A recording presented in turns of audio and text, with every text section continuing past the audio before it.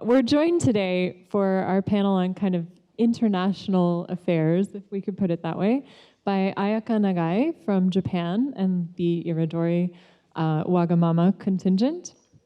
Catalina Rata is joining us from Romania, where she works for the UiPath Foundation in artificial intelligence education and AI literacy. Rishi Mazumdar is from Quest Foundation in India, and he's a good partner for us as well. And finally, Laura Gray, who has already been introduced at length as one of the judges, is joining us from the Raspberry Pi Foundation based in the UK, and she's from Atlanta, so international perspective there as well. Leo also deserves a good introduction. He is moderating this session, but Leo Burd also works extensively in Latin America. So among the panelists here, we cover 5 continents pretty extensively, and nominally 6, so exciting. Leo, over to you. Good, so nice meeting you all. It's a pleasure to be here. So as Kelly was saying, I'm representing an organization in Brazil. That's the Brazilian Creative Learning Network, which we describe ourselves as a social movement to transform Brazilian education into something more creative and relevant for all. And we've been working with promoting app inventor and appathons and that sort of thing, very much in the spirit of bringing more voice to kids, and promoting the kind of education that we all believe in. So it's a great pleasure to be here. I'm going to try to do this in a more informal way, almost like a conversation as much as possible. But starting with first things first, I'd like each one of our panelists to describe a little bit about their organization, the kind of programs that you run, and the groups of students that you work with. Is that all right? Shall we start with Ayaka? Okay. Hello everyone, I'm Ayaka Nagai, Executive Director of WagamamaLab at IRODORI in Japan. First question. Okay, thank you. My students presented showcase. Yes. So one phrase we use in the Japan Wagamama hours: waiting, changing, nothing. Our journey of changing starts here. This message reflects the students we work with. Many of them want to believe in their own potential, but they have never had the opportunity to take the first step. This is especially true for students in rural communities across Japan. So many never imagined that they could one day represent MIT. In fact, the students who presented at today's Global Appathon Showcase felt exactly the same when they first joined our program. So they are often quiet, but they are deeply about other people. So when we listen to their Wagamama, their unspoken wishes, we discover the genuine desire to make life better for someone close to them. Oh, this is introduce my organization. Okay. Sorry, I written another word. I think you did it. Okay. Once again. So first of all, hello everyone. I'm Catalina. I come from Romania, and every time I get the chance to speak to an international audience, I like to talk about the specific context in Romania and for Romanian students. Because we are an European country, a member of the European Union. However, we have had for many years the most persistent rate of child poverty in Europe. This year, we are close to 38% of children being at risk of poverty or in poverty. During the pandemic, we've been above 40%. So I think that speaks volumes to the level of disparities that are in the country. In the same time, we are the country with the lowest level of digital skills in Europe, and that's not just for children. It's across the spectrum for the entire population. We have a bit over 30% of the population having basic digital skills.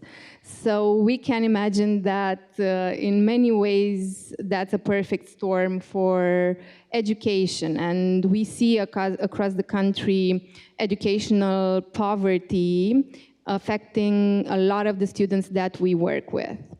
We are an organization that's quite young, I would say. We were founded in 2019. We were actually founded by a technology company in Romania, but we are a nonprofit. So our mission is to offer personalized and long-term interventions to students who are facing poverty in Romania and to offer them access to quality education. And we've been doing that through integrated system of support, which means that we try to support children and their families in many ways, through scholarships, through educational activities, through mentorship, and so on.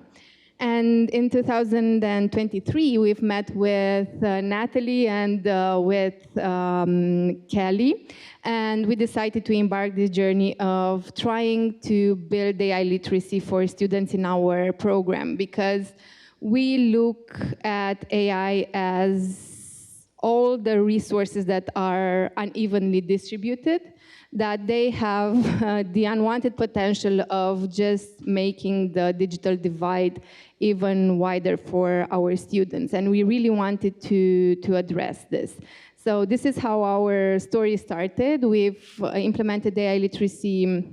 We developed with the help of Kelly and Natalie, which were the actual authors of AI Generation, which is a curriculum for AI literacy that we've implemented in our community and beyond our community. But I'm hoping we can have a chance to discuss a bit about that later during the panel. So thank you.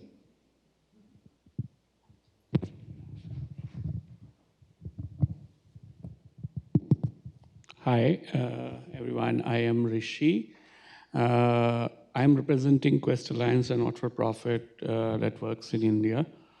We are almost 18 years old, and we work across the spectrum, which is in education and in skilling ecosystems in the country across 12 states. A lot of our work is with school-going children, particularly the secondary school students.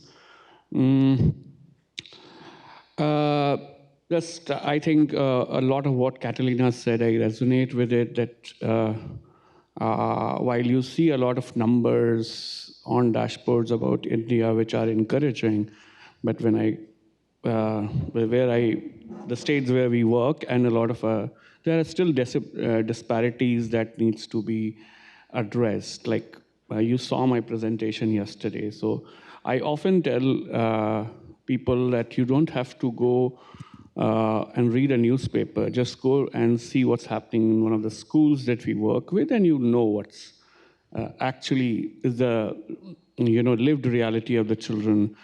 A very recent memory is from a hackathon that we did in a state of Odisha, and then in AP, which is called Andhra Pradesh. These are all coastal districts on the eastern part of the country. Imagine it is just one country. Odisha is just one country. I mean, the volume is too high. But the challenges are still very, very, I'm almost taken aback by a project about witch hunting. I'm not sure if anyone knows about it. It's about how it's an act of oppression on women who are considered as witch in that particular community, and then you try to punish them. And can you imagine that? I mean, that child comes to school and she wants to solve for that problem, the here and now. And I think that's gives all of you the summary of what we do.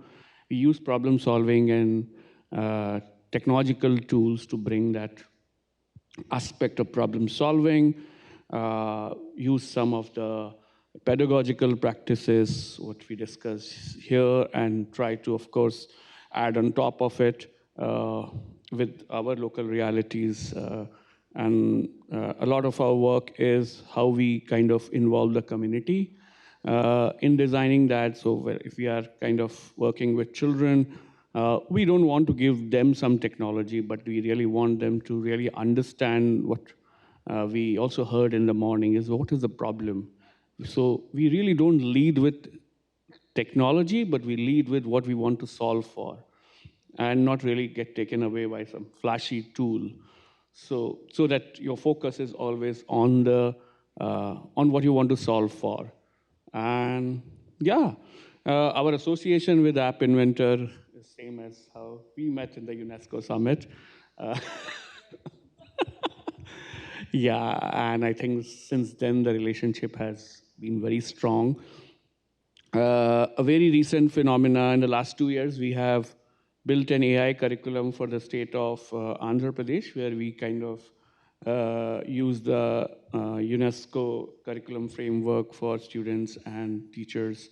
A lot of work is inspired by that, and I'll talk a bit about that in the later part of this conversation, but thank you to both of you, Natalie and Kelly, for that authorship, which really helped us to frame it as we talk. In the last week, it has also been formalized and vetted by the state of Andhra Pradesh in India as part of the curriculum. But yeah, I'll stop here. I'm sorry. Since it's been mentioned twice now, I think I'll just jump in and say, before I started working for the App Inventor Foundation, Natalie and I, together with Fengchun Miao at the UNESCO headquarters in Paris, authored the UNESCO AI Competency Framework for Students. So that's the document that Catalina and Rishi are referencing in their own work. I just thought I'd clarify, sorry. We reference that on a daily basis too, so Oh yeah, also. our religious text right now, so thank you. How many, I kind of, when I introduce where I work, I usually get a hand gesture like this. How many of you have purchased or own a Raspberry Pi in your home?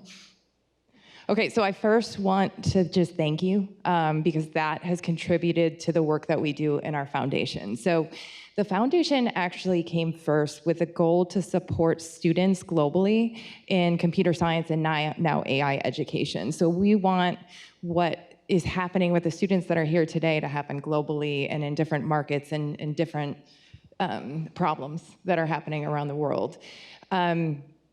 They developed the Raspberry Pi to help support that mission of building an affordable computer for the classroom and as a tool for physical computing. They thought they might sell, if they did a really great job, like 200, maybe 4,000 max. And now we see that it is a publicly traded company on the UK market and huge in consumer products as well as classrooms as well. But that has fueled and been able to fund more of our work globally. I am proud to say that we partner with everyone on this stage in various ways. We have 3 different divisions. We work in formal learning where we support educators in how do I build this AI literacy, fluency, and agency into the classroom, as well as computer science. We support non-formal learning, so code clubs and coolest projects for students. And we have a research institute. I will be forthright in saying we're still figuring out what AI education should look like for students in the K through 12 space. So they foster a lot of that learning and what we build for teachers and students. We also have some technical tools that we build in-house. We acquired Blockly from Google, which the App Inventor actually runs off of. So we collaborate a lot across those groups as well. So proud to be part of the foundation doing so much collaboration in this space with many of the people on stage. It's great to see so many so much diversity in terms of both of region, culture, but also scope of the projects that this panel is representing. I'd like to go a little more concrete, so perhaps starting with you, Laura. If you could share with us perhaps like an example of a story or a program or something that represents for you the impact that you've seen or that you like to see in your work. I'm going to start with just a personal story about why I got into this work. I worked for a large healthcare company managing their data science in the early 2000s, and I was tasked with some really bad predictive tools. We used OLAP-Qs with SAS. It was really bad. And our goal was to figure out when large medical equipment was going to go down before it resulted in a patient death. So if equipment was broken and somebody died, we felt accountable for that. So we tried to predict when machines were going down and built infrastructure and a tool that seemed to work great. But what we didn't realize is that we didn't get to know the process enough. Our data was lacking the knowledge that hospitals that are under-resourced can't make service calls. So all of our data was founded on well-resourced hospitals, and all of a sudden our tool was servicing areas that had higher incomes. So we failed and we threw it out.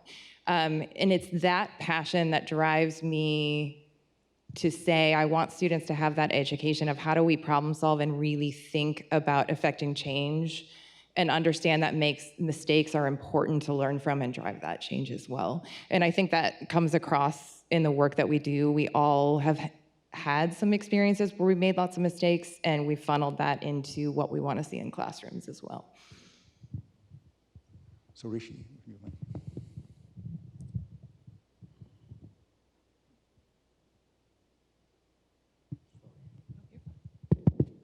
I'm sorry. Yeah, I think that's an interesting segue, and thank you for asking that question, Rio. I have many projects in my head, but I'll talk about the one that I started with. What happened is that these students,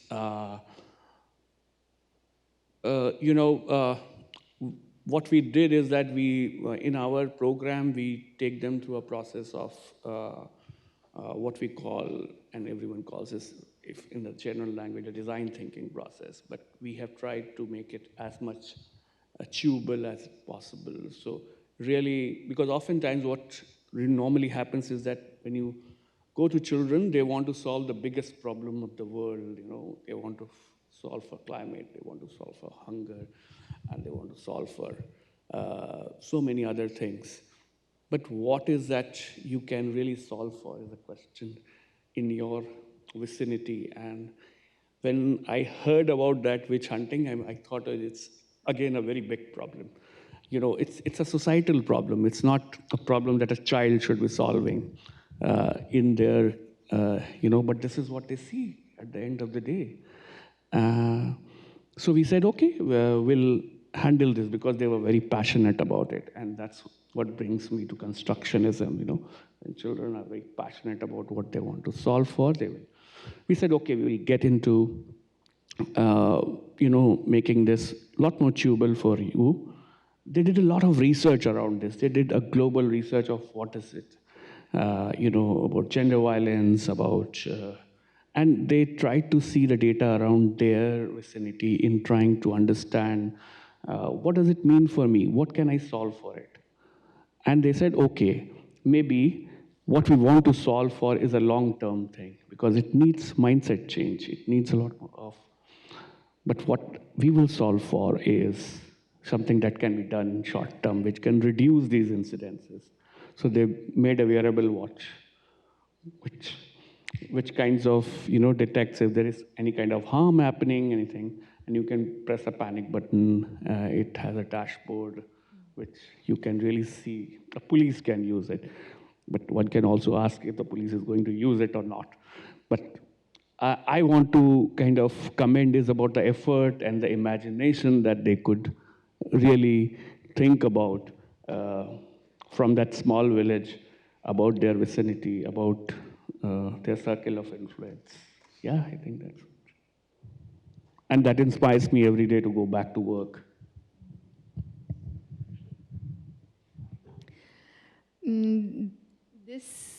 At the end of this school year, we had our largest generation of high schooler graduating from our program. So we had around 600 high schoolers being graduates.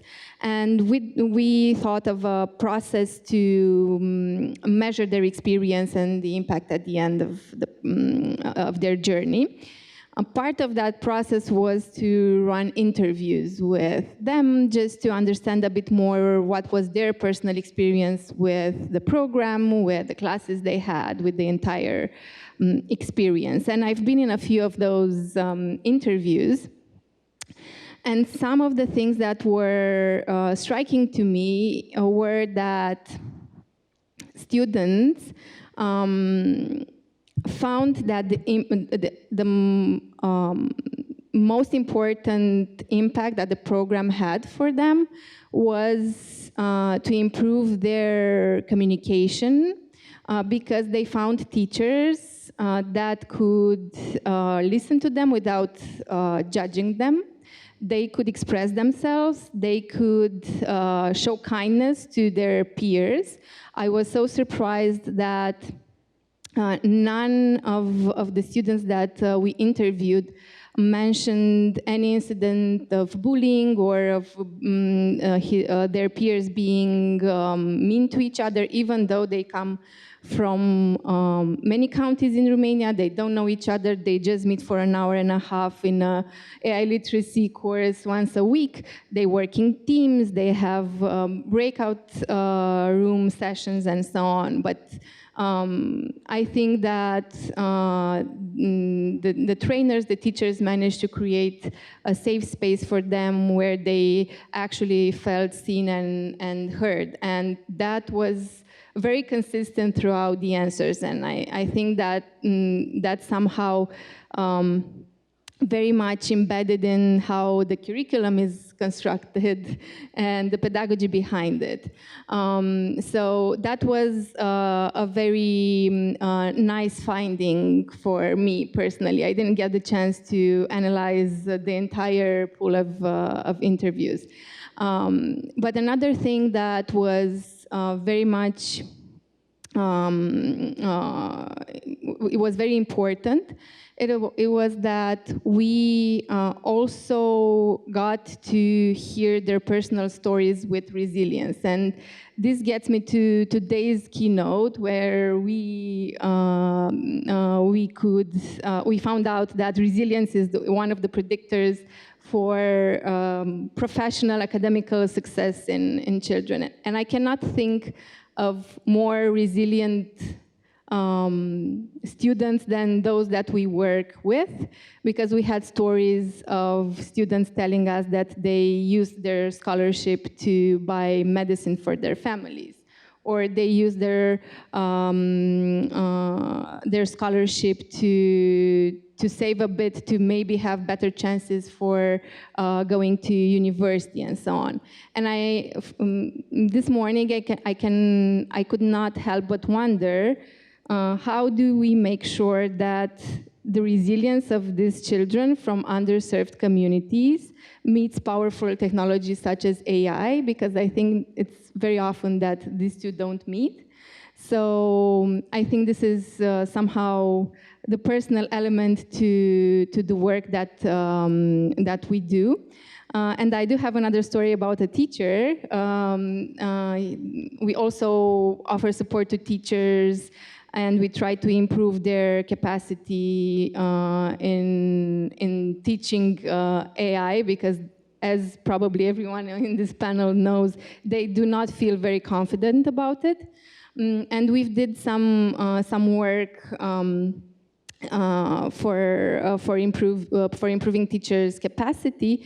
And we have a very nice story of one of the teachers going through our courses, then going to his high school and implementing lessons with students. But in addition to that, he managed to create sort of a momentum in his high school and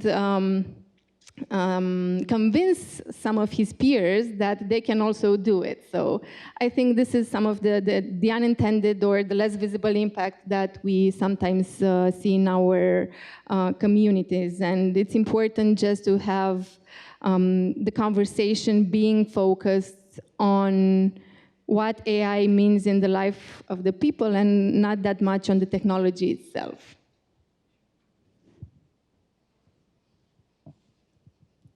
Thank you.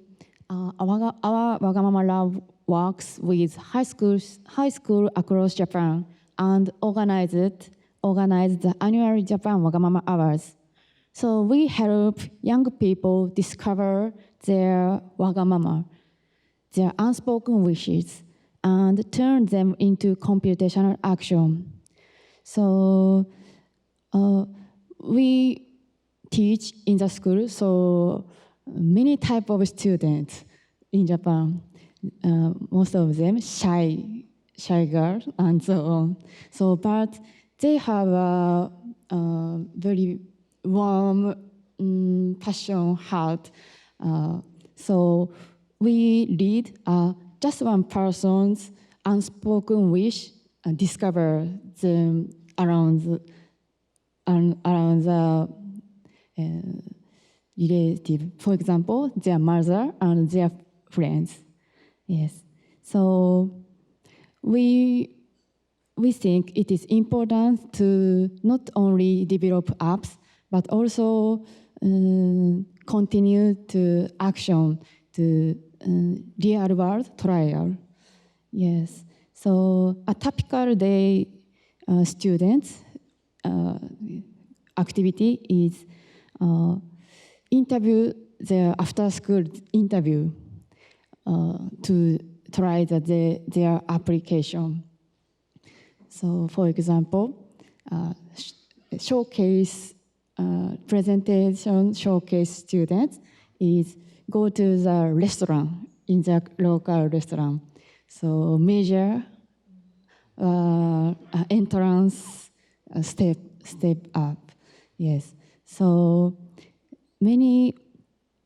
realize discover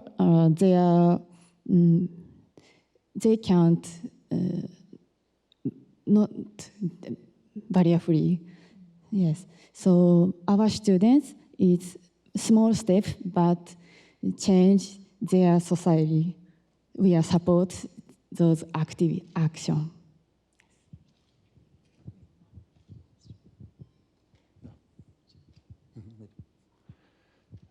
So we live in interesting times, right? And no matter how well-funded or well-organized we are as institutions, alone we can only do so much, right? So we're curious if you could share a little bit about the importance of partnerships that you have for your organization so that you can be successful. So what are the key partners that you need for your work to succeed?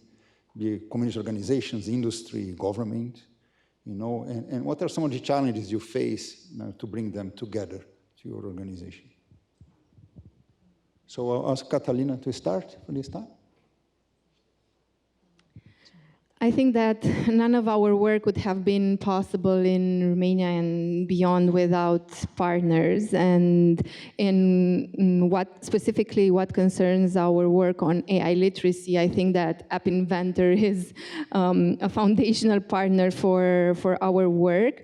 But other than that, I think it's very important to also engage with decision making and with policy change makers, because I think that's an important route towards change at a systemic level that I think we are all preoccupied here with.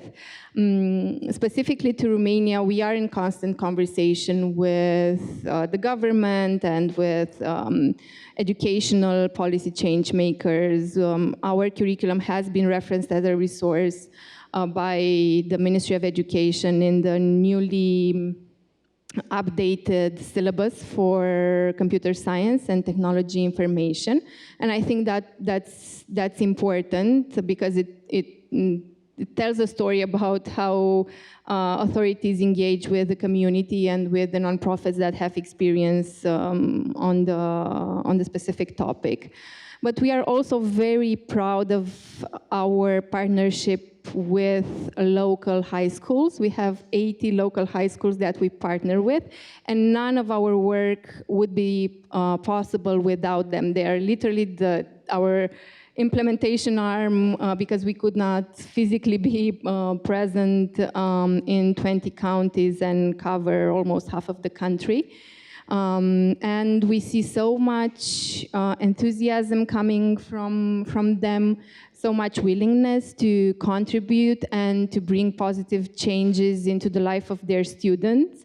They work with us on a partnership and volunteering basis. They are so motivated to bring some of the most innovative things to their high schools. That's very humbling to be part of these partnerships, and we are very, very much grateful for their contributions. We also have this corresponds to a network of 130 partner teachers that actually embody the spirit of partnership and of social change. So I'm very grateful for the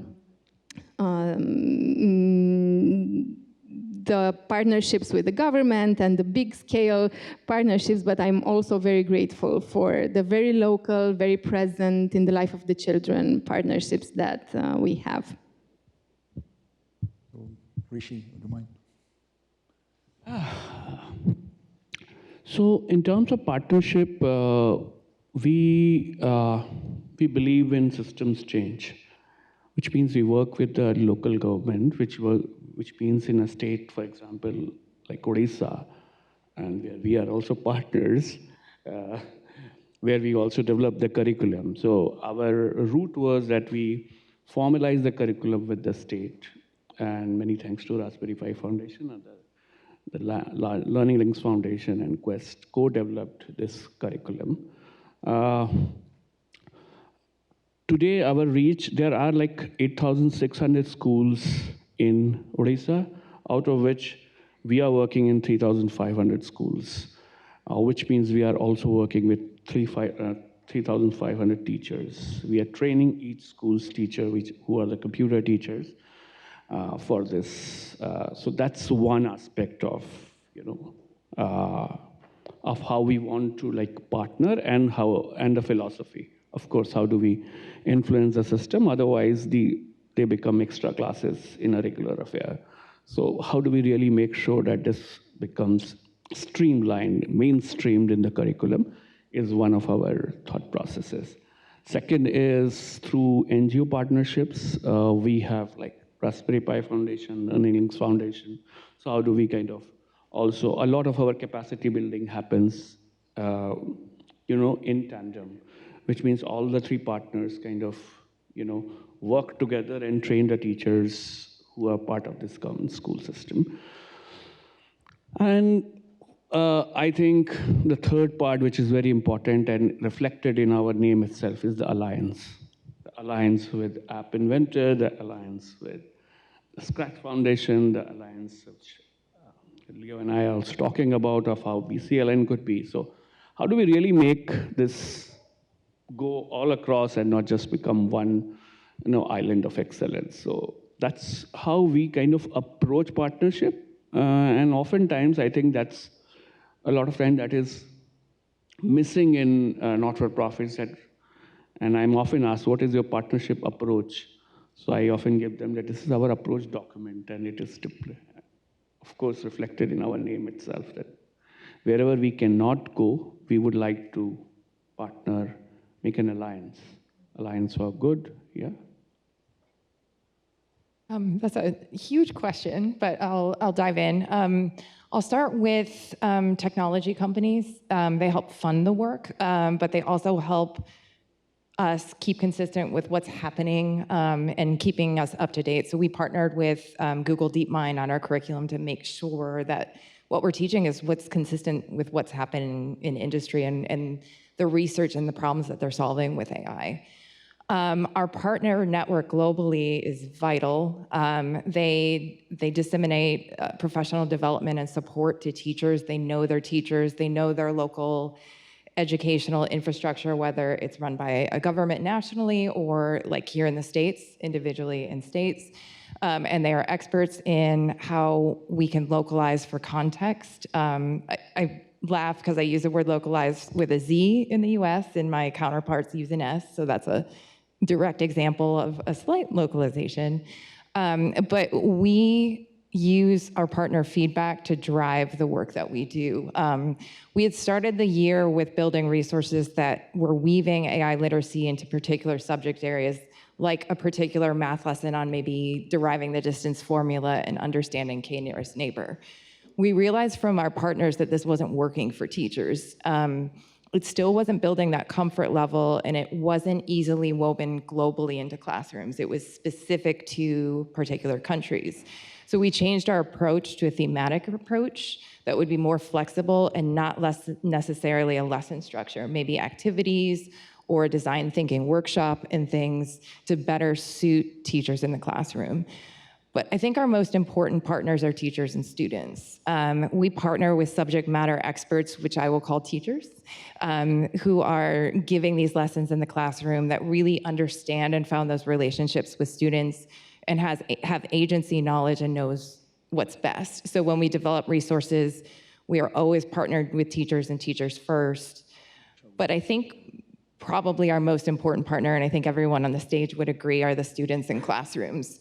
We want to talk with them. We want to see what they're doing. I keep asking the students that we're presenting today how they would teach what they've learned to younger students and build that foundational knowledge, because that's so important, and they really understand the learning that needs to happen and how to get there, sometimes more than we do.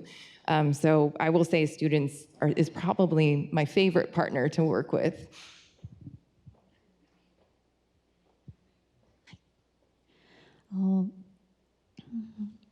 For young people to participate in computational action, they need help to believe in them.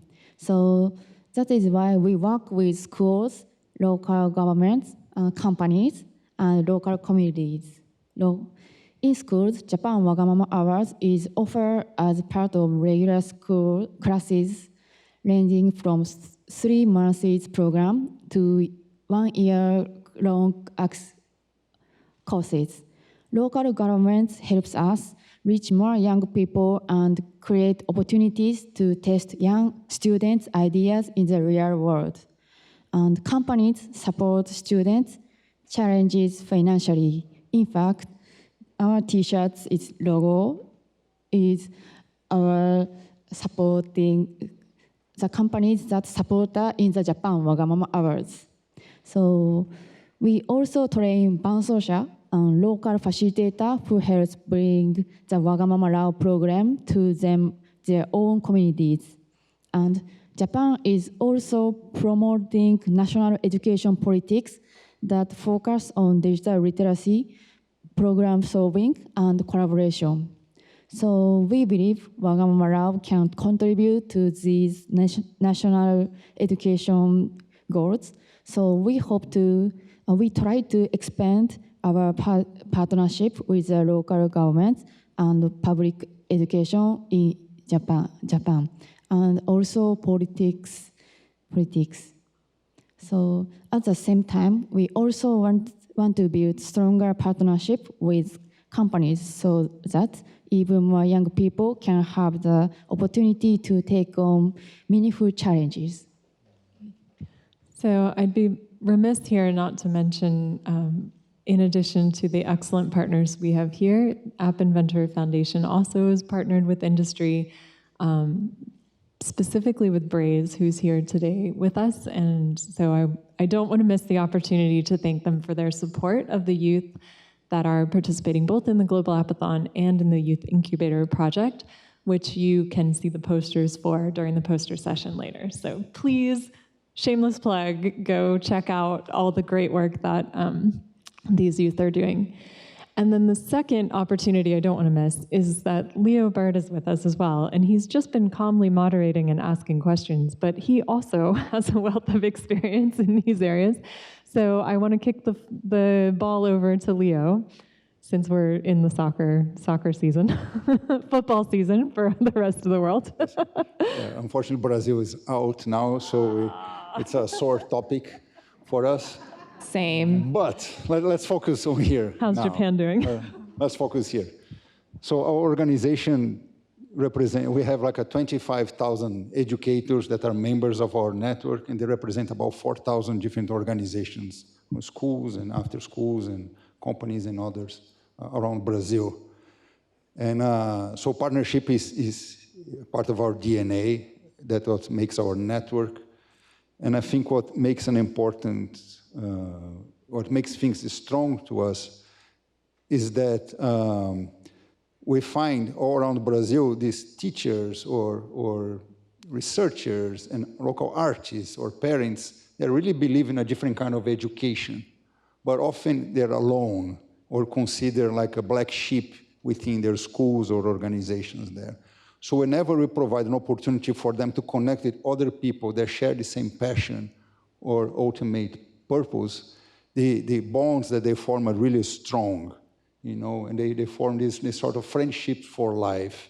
And one of the key elements for me that I always keep in my mind about our work is that whenever we organize a conference, I think the density, the amount of hugs that we see per square meter is very high, because people are so happy to see each other and then connect. So we have these sessions, but what happens after the session is so much more important to us. So partnerships are all, and we see people, the believers at all different levels of the system, all the way from the classroom, teacher, and into the higher levels of the federal government as well. So that's very inspiring to all of us, and that's what keep our work moving forward.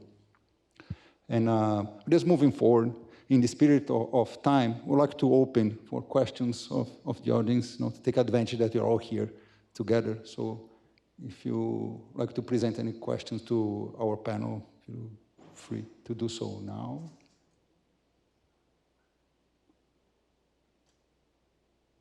No question. No question.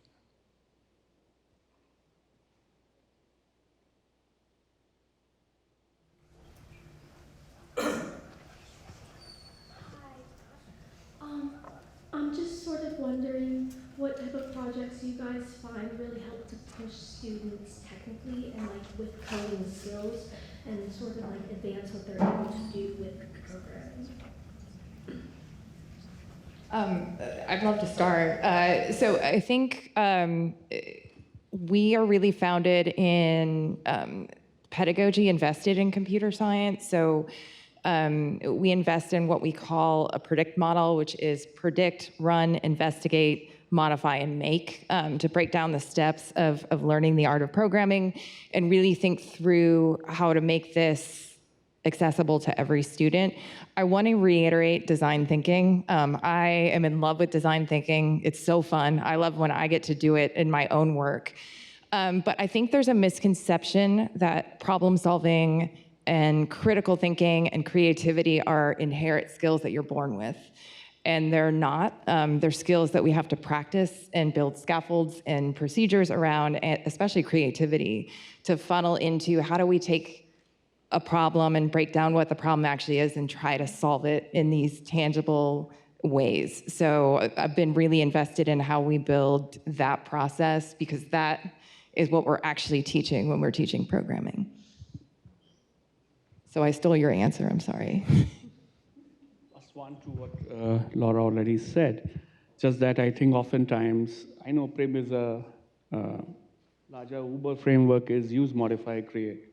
And on that, a lot of this needs a little contextualization. So how do we make it culturally more relevant for them? And I do agree that creativity and critical thinking is something that you need to keep practicing. Otherwise, it will become another ChatGPT where it gives the answer. what I experimented with was, and I was telling Leo in the morning, is that how do we really build or use this technology to really make sure that the children are not given answer, rather they are pushed back to questions. So if any of you are interested, you can come to me. It's another thing that I've tried building, and we experimented it with the hackathons I was telling in the Odisha hackathon is where we kind of piloted it, is to really see does it helps them to really get into this. And it really kinds of breaks down the use, modify, create framework, which means you use something, you modify it on top of that, and create something completely new. And that helps us to really kind of fine tune. And that's how we have seen a variety of problem statements emerging, not problems. Problems can be very big. And we have found that that is the challenge that we have to solve. Another good thing is that it's an offline tool, and whatever we say about internet connectivity, but I heard that move 20 kilometers from here, internet is very bad. So, and places that where we work face the same kind of issues. So it's an offline tool. So some of what Laura was talking about, to really see it in some real life, if you want to see, I can demo that product for you.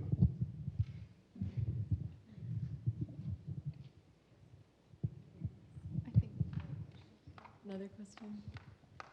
Thank you, Angie. So I'm from the App Inventor Foundation, and I develop curriculum.